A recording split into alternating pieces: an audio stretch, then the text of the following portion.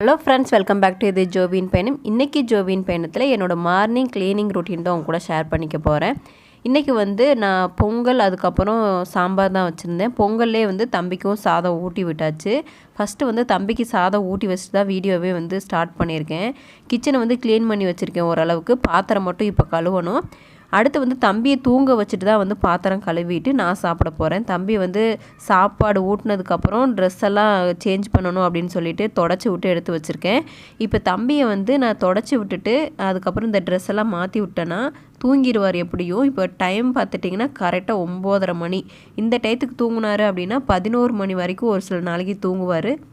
Maximum 1.5 மணி நேரம் 2 மணி நேரம் நல்லா சாப்பிட்டுட்டான் அப்படின்னா தூங்கிக்கிறான். இப்போல்லாம் இந்த 1 வீக்காகவே நான் 3 நேரத்துக்குமே நல்லா ஊட்ட ஆரம்பிச்சிட்டேன். அதனால் நல்லா சாப்பிட்டோன்னே நல்லா தூங்க ஆரம்பிச்சிருது.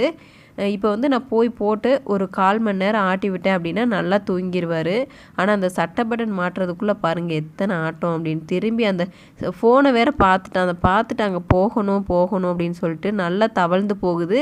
அதுக்கப்புறம் இப்போ கொஞ்சம் ஏதாவது ஒன்று பிடிச்சி அப்படியே எந்திரிச்சு நிற்க ட்ரை பண்ணுறான்.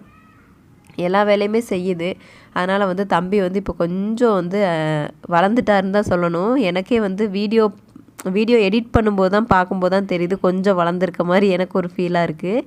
உங்களுக்கு எப்படி இருக்குது அப்படின்னு சொல்லிட்டு கமெண்ட் பாக்ஸில் பின் பண்ணுங்கள். இந்த சட்டை பட்டன் போட்டுறதுக்குள்ளே ஒரு அழுகாச்சி. ரொம்ப செல்லம் பண்ணுது இப்போ மியா குட்டி. ஓவர் செல்லக்குட்டியாக மாறிடுச்சு. சரி, இப்போ நான் தூங்க போட்டோம் அப்படின்னா நானும் சாப்பிட்டுட்டு க்ளீன் பண்ணுறதுக்கு ஈஸியாக இருக்கும் அப்படின்னு சொல்லிட்டு தான் தூங்க வைக்கிறேன். இப்போ பொங்கலுக்காக கொஞ்சம் கொஞ்சமாக க்ளீன் பண்ணலாம் அப்படின்ட்டு ஒவ்வொரு ரூமாக கொஞ்சம் ஒவ்வொரு இதவாக நான் ரெடி பண்ணிகிட்ருக்கேன். மொத்தமாக க்ளீன் பண்ணுறதுக்கு கண்டிப்பாக முடியாது தம்பியை வச்சுட்டு. அதனால் கொஞ்சம் க்ளீன் பண்ணி நேற்று பீரோ என்னோட துணியை மட்டும் அரேஞ்ச் பண்ணேன். அதுக்கப்புறம் இன்றைக்கி சோஃபா கவர்லாம் சேஞ்ச் பண்ணணும். சோஃபா கவர் இன்னும் நான் மாட்டலை. நானாக ஒரு கவர் மாதிரி பண்ணி வச்சுருக்கேன். அது இல்லாமல் ஒரு பெரிய சோஃபாவில் ஃபுல்லாக அப்படி அழுக்கு படிஞ்ச மாதிரி ஆயிடுச்சு. அதில் கவர் போடாமல் யூஸ் பண்ணனால அதை தான் இன்றைக்கி க்ளீன் பண்ண போகிறேன். கண்டிப்பாக அது உங்களுக்கு யூஸ்ஃபுல்லாக இருக்கும்னு நான் நினைக்கிறேன். ஏன்னா சோஃபாவில் குழந்தைங்கள இப்போ தம்பியெல்லாம் உட்கார வைக்கிற நேரம் ஒரு சில டயத்தில் உச்சா போயிடுறேன். நம்ம டக்குன்னு தூக்கவும் முடியறதில்ல. அதனால் அப்படியே விட்டுருக்கேன். அதை தான் இப்போ க்ளீன் பண்ண போகிறேன்.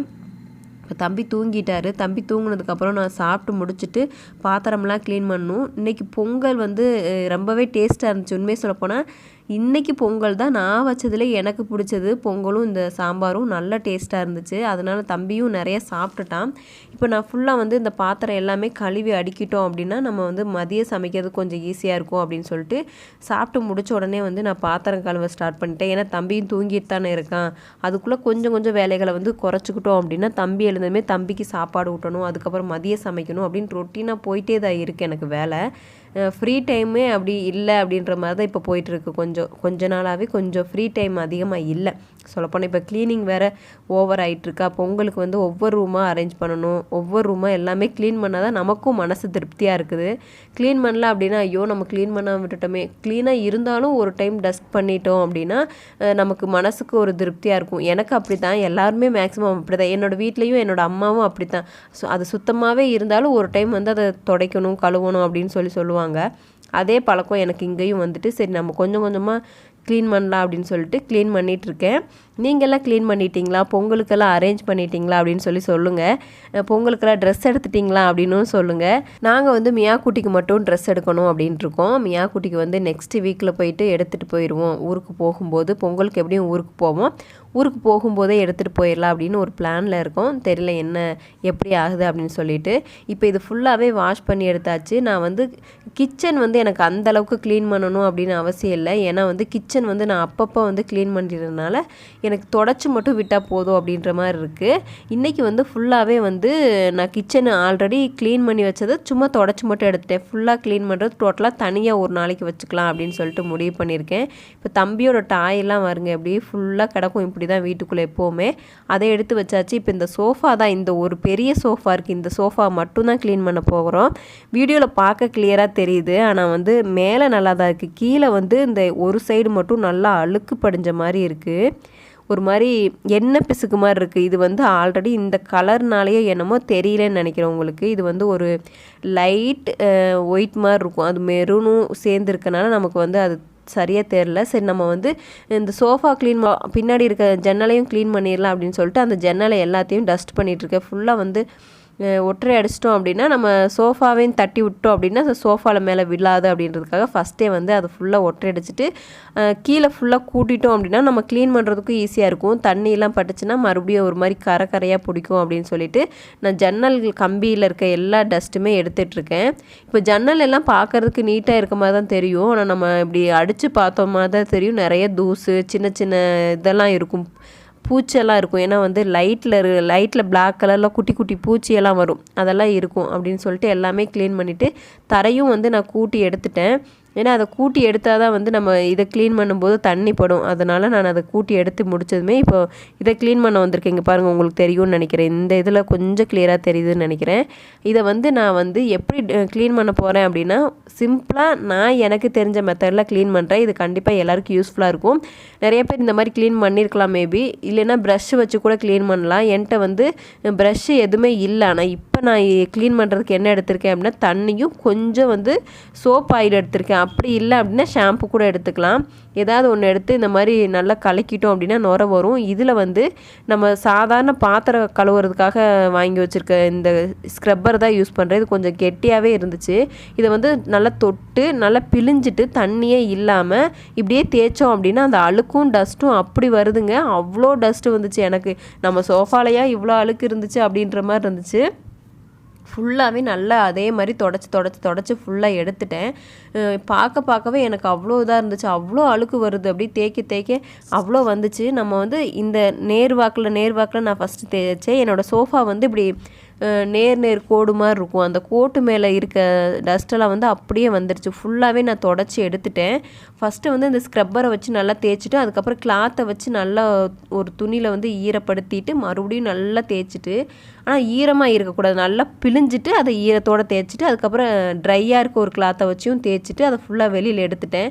வெளியில் எடுத்துகிட்டு இந்த இதில் இருக்கிறதையும் நம்ம தொடச்சிடலாம் அப்படின்னு சொல்லிட்டு ஃபுல்லாகவே வந்து ஃபஸ்ட்டு சோப் ஆயில் வச்ச துணியை வச்சு நல்லா தொடச்சேன்.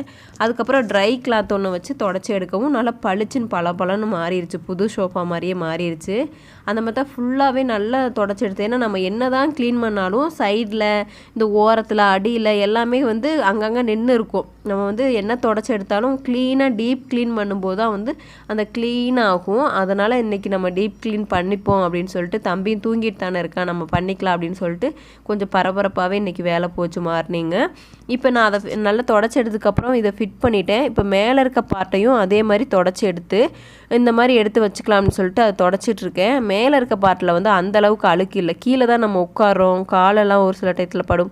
அதனால் கீழே இருக்கிறதுல மட்டும் எனக்கு வந்து டஸ்ட் அதிகமாக இருந்துச்சு. இப்போ ரெண்டையுமே ஃபிட் பண்ணிவிட்டேன். எனக்கு வந்து இப்படி ரிமூவ் பண்ணிக்கலாம் என்னோடய சோஃபாவில் என்ன பெனிஃபிட்னா இந்த மாதிரி ரிமூவ் பண்ணிக்கலாம். நான் ஒரு சில டயத்தில் வெயிலில் கூட காய வச்சு எடுத்துப்பேன், அதுவும் நல்லாயிருக்கும். அதனால தான் அந்த மாதிரி ரிமூவ் பண்ணுறது இருக்கிறதா பார்த்து நாங்கள் எடுத்தோம். அதுக்கப்புறம் வீடை ஃபுல்லாக கூட்டிட்டு கொஞ்சம் தண்ணி சிந்தி இருந்துச்சு, அதையும் தொடச்சி விட்றலாம் அப்படின்னு சொல்லிட்டு எப்படியும் இன்றைக்கி நான் வீடு ஃபுல்லாக க்ளீன் பண்ணதுக்கப்புறம் வீடும் துடைப்பேன். இருந்தாலும் இப்போ தொடச்சி முடிச்சிட்டேன். பாருங்கள் எவ்வளோ பளிச்சுன்னு இருக்குது அப்படின்னு சொல்லிட்டு நல்லா பளிச்சுன்னு இருந்துச்சு. அதுவும் இல்லாமல் புது சோஃபா மாதிரியே இருந்துச்சு. இதை வந்து நம்ம காய வைக்கணும்னு கூட அவசியம் இல்லை, ட்ரையாக தான் இருக்குது. இருந்தாலும் ஃபேன் போட்டு விட்டுட்டேன். இப்போ வெயிலும் இல்லை, வெயில் இருந்துச்சு அப்படின்னா வெளில தூக்கிட்டு போய் போட்டோம் அப்படின்னாலும் இன்னும் ஃப்ரெஷ்ஷாக இருக்கும் பார்க்குறதுக்கு. ஆனால் வெயில் இல்லாதனால நான் வீட்டுக்குள்ளேயே ஃபேன் போட்டு விட்டுட்டோம் அப்படின்னா நல்லா ஃப்ரெஷ் ஆயிரும் அப்படின்னு சொல்லிட்டு இந்த மாதிரி நீங்களும் ட்ரை பண்ணி பாருங்கள். கண்டிப்பாக உங்களுக்கு இது யூஸ்ஃபுல்லாக இருக்கும்னு நான் நினைக்கிறேன். என்னோடய மார்னிங் இப்படி தான் போயிருக்கு. இப்படி தான் கொஞ்சம் கொஞ்சமாக அரேஞ்ச் பண்ணி வேலை பார்த்துட்ருக்கேன். உங்களுடைய க்ளீனிங் ஒர்க்லாம் முடிஞ்சிருச்சா அப்படின்னு சொல்லிட்டு கமெண்ட் பாக்ஸில் நீங்கள் பின் பண்ணுங்கள். எப்படி முடிச்சிட்ருக்கீங்க அப்படின்னு சொல்லிட்டு கமெண்ட் பாக்ஸில் பின் பண்ணுங்கள். இன்றைக்கி சோஃபா ஒர்க் வந்து முடிஞ்சிருச்சு வெற்றிகரமாக. இன்னும் 2 சோஃபா வந்து ஒரு சோஃபா என்னோடய ஹஸ்பண்ட் வந்து ட்ராயிங் பண்ணுறதுக்காக உட்காந்துட்ருக்காரு. அந்த 2 சோஃபாலையுமே நாங்கள் யூஸ் பண்ணுறதே இல்லாதனால அது அழுக்கு இல்லை. அதனால் அதை கடைசியாக ஒரு டைம் வந்து டஸ்ட்டு மட்டும் எடுத்தால் போதும். இந்த ரூமில் இருக்க துணி எல்லாமே இன்றைக்கி மடிக்கணும், நிறைய வேலைகள் இருக்குது. இந்த ட்ராயிங்கை வந்து நேற்றுலேருந்து வரைகிறாரு. நேற்று வரையலாம் அப்படின்னு சொல்லிட்டு எடுத்து கொஞ்சம் வரைஞ்சார். அதுக்கப்புறம் வந்துட்டு வேறு வெளில போகணும் அப்படின்னு சொல்லிட்டு போயிட்டாரு. சரி இன்றைக்கி டைம் கிடச்சிருக்கு அப்படின்னு சொல்லிட்டு இன்றைக்கி வரைஞ்சிட்ருக்காரு. நான் இந்த வேலைகளை பார்த்துட்ருக்கேன். இப்படி தான் வந்து என்னுடைய மார்னிங் ரொட்டீன் போயிருக்கு. இன்னி வந்து மதியம் வந்து சமைக்கணும், தம்பிக்கு வந்து சாப்பாடு ஊட்டணும். சாப்பாடு ஊட்டுற வீடியோ கேட்டிருந்தீங்க. நான் தம்பியை வந்து வெளியில் கூட்டிகிட்டு போய் குட்டி பசங்கள்லாம் விளையாண்டுட்ருப்பாங்க, அங்கே தான் ஊட்டுவேன். அவன் வந்து விளையாட்டு பார்த்துட்டே சாப்பிட்றனா நல்லா சாப்பிட்டுக்கிறான். அந்த மாதிரி ட்ரை பண்ணி பாருங்கள். நீங்கள் கேட்டிருந்தீங்க, ஒரு சிஸ்டர் அனிதா சிஸ்டர் கேட்டிருந்தாங்க, எப்படி ஊட்டுறீங்க பாப்பா வந்து சாப்பிடவே மாட்டேங்கிறா அப்படின்னு. தம்பியும் அப்படி தான் சாப்பிடாமல் இருந்தான். இந்த 1 வீக்காக நல்லா சாப்பிட்டுக்கிறான். நான் வெளியில் தூக்கிட்டு போயிட்டு குழந்தைங்களாம் விளையாண்டுட்ருக்காங்க, அங்கே ஊட்டினோம் அப்படின்னா வேடிக்கை பார்த்துட்டு சாப்பிட்றான். அந்த மாதிரி நீங்கள் ட்ரை பண்ணி பாருங்கள். கண்டிப்பாக உங்களுக்கு இது யூஸ்ஃபுல்லாக இருக்கும்னு நினைக்கிறேன். இந்த மார்னிங் ரொட்டீன் எப்படி இருந்துச்சு அப்படின்னு சொல்லிட்டு கீழே கமெண்ட் பாக்ஸில் பின் பண்ணுங்கள். நீங்கள் நம்ம சேனலை ஃபஸ்ட் டைம் பார்க்குறீங்க அப்படின்னா சப்ஸ்கிரைப் பண்ணி வச்சுக்கோங்க. பக்கத்தில் இருக்க பெல் ஐக்கானையும் கிளிக் பண்ணி வச்சுக்கோங்க. அப்போ தான் நான் போடுற ஒவ்வொரு வீடியோவும் உங்களுக்கு நோட்டிஃபிகேஷனில் வந்துக்கிட்டே இருக்கும். தொடர்ந்து என்னோடய வீடியோஸை நீங்கள் மிஸ் பண்ணாமல் பார்க்கவும் முடியும். நாளைக்கு இன்னொரு வீடியோவில் மீட் பண்ணுறேன். அது வரைக்கும் பாய். தேங்க்ஸ் ஃபார் வாட்சிங். பாய்.